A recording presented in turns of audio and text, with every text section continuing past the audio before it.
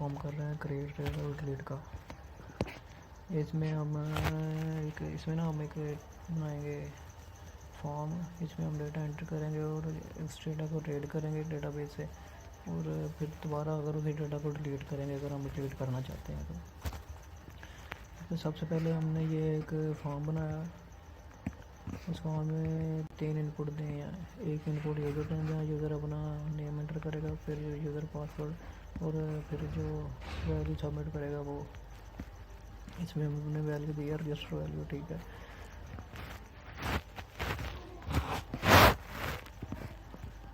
उसके बाद ये हमने इसमें जो एक्शन लगाएगा, मतलब जो भी है वो सेम इसी फाइल पर परफॉर्म होगा, किसी और कोई लिंक वगैरह नहीं ओपन होगा। मेथड जो हमने इसमें यूज़ किया पोस्ट है, पोस्ट मेथड इसलिए यूज़ किया ताकि हमारा जो डेटा है वो प्राइवेट रहे, लिंक में ना जाए, इसलिए हम पोस्ट मेथड यूज़ कर रहे हैं।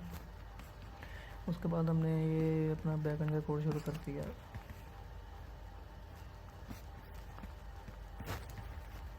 इसमें सबसे पहले हमने अपने डेटाबेस का कनेक्शन किया है।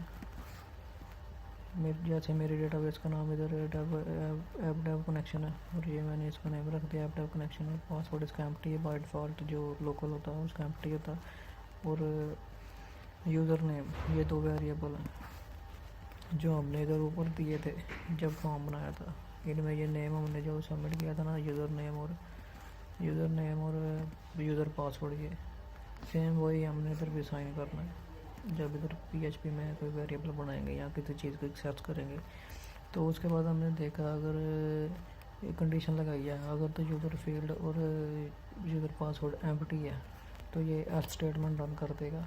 अगर एम्प्टी नहीं है तो फिर ये वो जो डेटा उधर एंटर होगा उसको इंसर्ट कर देगा हमारे डेटाबेस में, जिसका नाम है रजिस्टर, ठीक है। उसके बाद ये एक हमने ये डेटा तो एंटर करवा दिया, क्रिएट कर लिया है।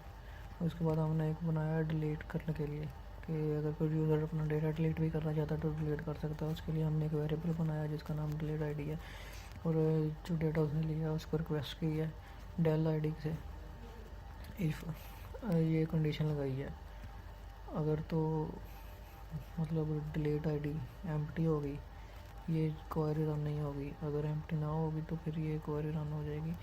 ये इसमें हमने डिलीट परफॉर्म किया है, जहाँ पर यूज़र की ID होगी, हमारे पास यूज़र की ID एक्सेस होगा, और उसकी जो भी नेम वगैरह जैसे भी जिस तरह हम डिलीट करना चाहते हैं हम कर सकते हैं। उसके बाद हमने ये क्वेरी को रन कर दिया है, स्पेसिफिक डिलीट क्वेरी को अपने डेटाबेस में, DB कनेक्शन डिलीट। तो उसके बाद हमने जो डेटा रीड करने के लिए जो सारी वैल्यू लगाई हैं, ये इधर किया है all values select from register. अपने डेटाबेस से तमाम वैल्यूज़ को हमने एक एक्सेस कर लिया है, इससे हमें तमाम वैल्यूज़ मिल गई हैं, और उन तमाम वैल्यू मिल गई हैं। उन तमाम वैल्यू पे हमने एक फैच का मतलब फंक्शन चला दिया। ये इस तरह करता है कि जो होते हैं ना, जो हमें वैल्यू मिली हैं उनको एक रे के फॉर्म में लेके आता है, और 1 बाय 1 हम उसको प्रिंट कर सकते हैं। और इधर हम ये अपने डेटा को प्रिंट कर रहे हैं, ID इसकी प्रिंट कर रहे हैं, यूज़र नेम और यूज़र पासवर्ड। उसके बाद हमने ये एक A टैग बनाया, जिसमें हम लिंक के थ्रू यूज़र की ID को एक्सेस करेंगे और डिलीट करेंगे। हम देखेंगे यूज़र कौन सा डेटा डिलीट करना चाह रहा है। ये इधर वेरिएबल हमने साइन कर दिया डेल ID, ये वाला, मतलब जो भी स्पेसिफिक ID इधर होगी वही इधर आ जाएगी सेम। अगर यूज़र इसको क्लिक करना चाहेगा तो सेम वही डेटा डिलीट हो जाएगा। तो ये एक छोटा सा टास्क था जिसमें हमने क्रिएट और डिलीट का काम किया है।